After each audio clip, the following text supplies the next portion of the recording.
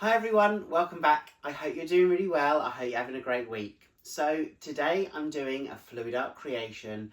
I've got a purple and violet colour palette and I've got a smaller canvas. So I'm using an A3 size canvas, so fairly small, but I normally use larger canvases and I almost feel like I struggle when I go to a smaller size. And I know a lot of you always say to me, you would love to do the larger canvases, but you don't always have that kind of space at home or where you paint available to you. So I want to do a range of techniques. So swipes, Dutch pours, ring pours, the puddle pour, lots more, but on smaller canvases to show you that we can do that together. So I'm going to show you the colours in a minute. I will just say everything is listed in that description box below, so expand that.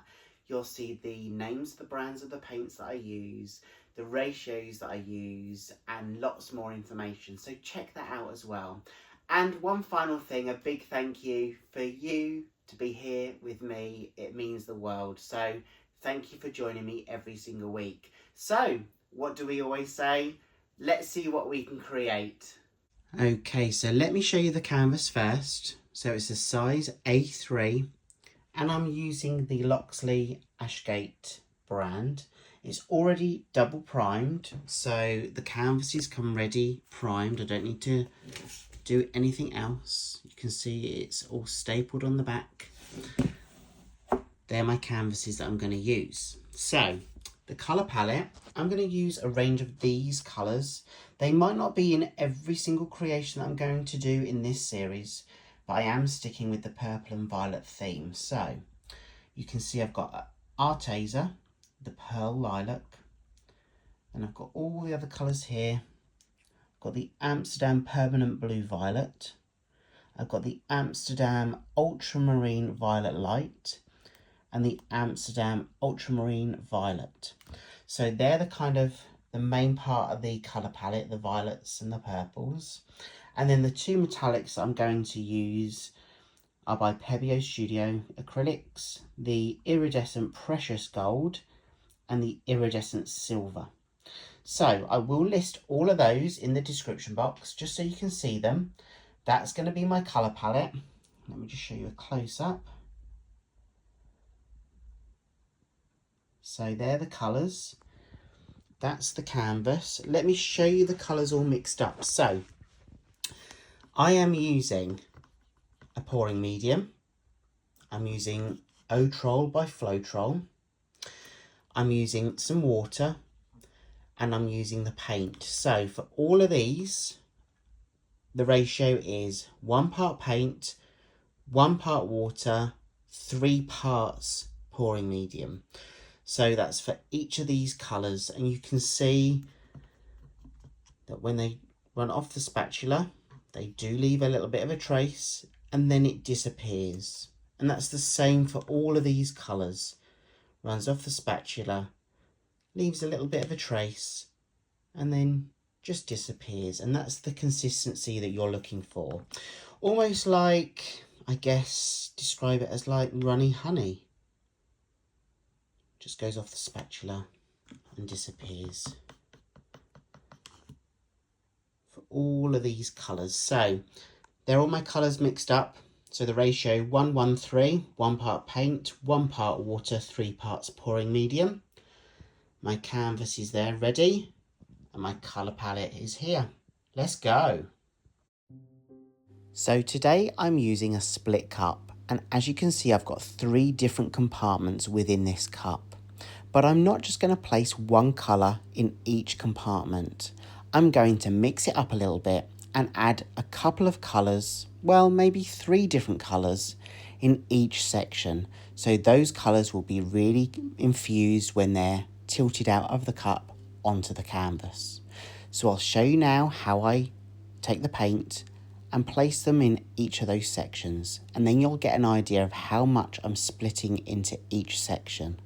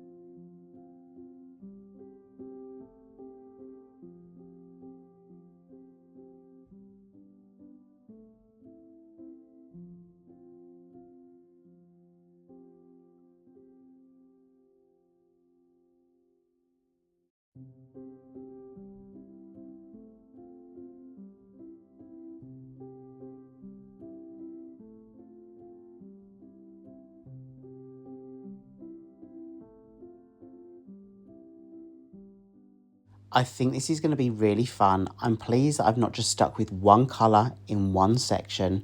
You'll see that I've mixed all the paints up a bit, and now the fun part. So I'm going to pick up my cup gently and I'm aiming for the middle, and I'm literally just going to do a ring pour. So as I tilt the cup gently, I allow that paint to be released.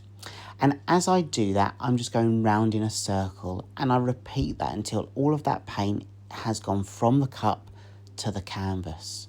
And I just do those circular motions round and round whilst tilting the paint and tilting that cup to allow that paint to escape from those sections that we've just layered.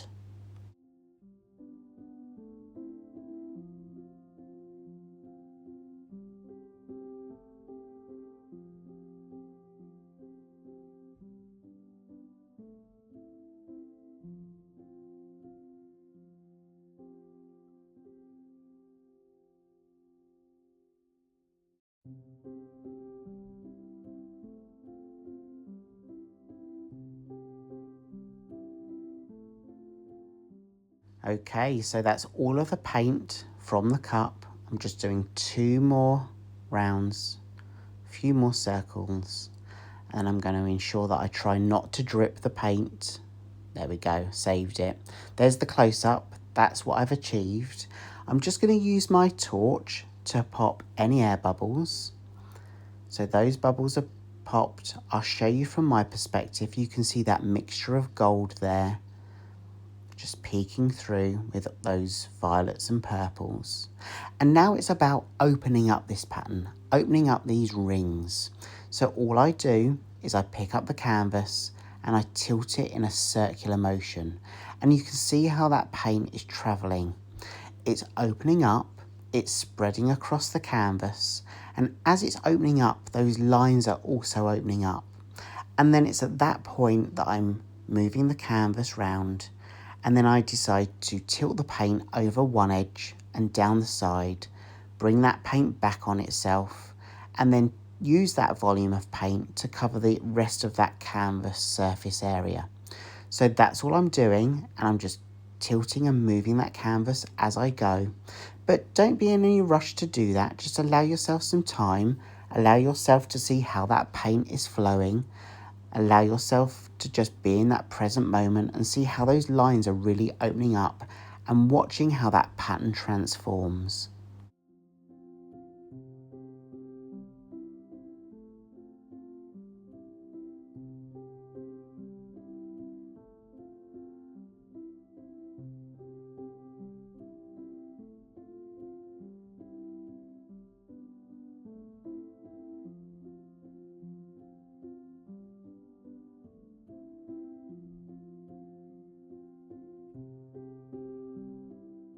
If you're enjoying this video, please give it a thumbs up, give it a like. I really appreciate that, and I'd love to hear what you think. And this does prove that we can do a good ring pour on a smaller canvas. So if you're going to try this as well, please let me know how it goes, and let me know if you switch the colours. Are you using a different colour palette? I'd love to know what you're doing.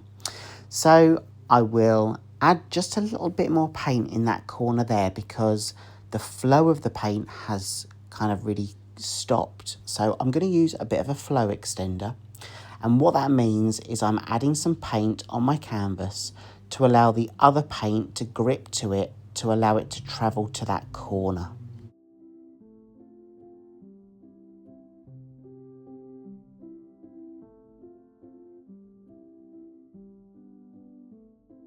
I'm really happy with this. I'm going to tidy up my edges. I'm going to use my torch one more time just to pop any air bubbles. And then I'm going to take you in for a closer look at the wet version. I will let this dry and then I'll show you the dry version.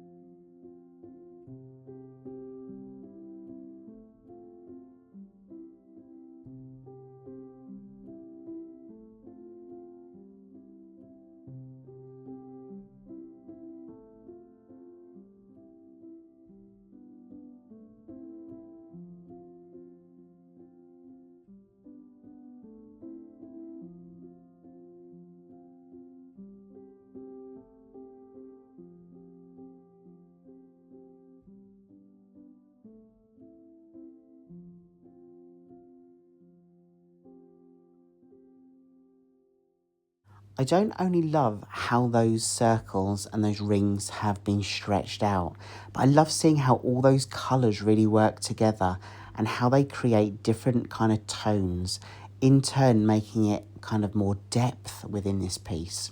So I'm going to let this dry. I'll show you the dry version now, and you can see that those lines have remained. I just love how that gold really peeks through, helps that shimmer. And it's intriguing. I wonder what's within this section just here. It's really inviting. I feel that it's quite mysterious. And that's what I love about a ring pour, when the depth of the piece invites you in. Thank you so much for joining me today. I hope you're having fun watching, and I hope you're creating and painting along too. I'd love to hear what you're up to. Have a great week ahead. Take care of yourselves. And I really hope I get to see you again in the next video. See you soon, everyone. Bye.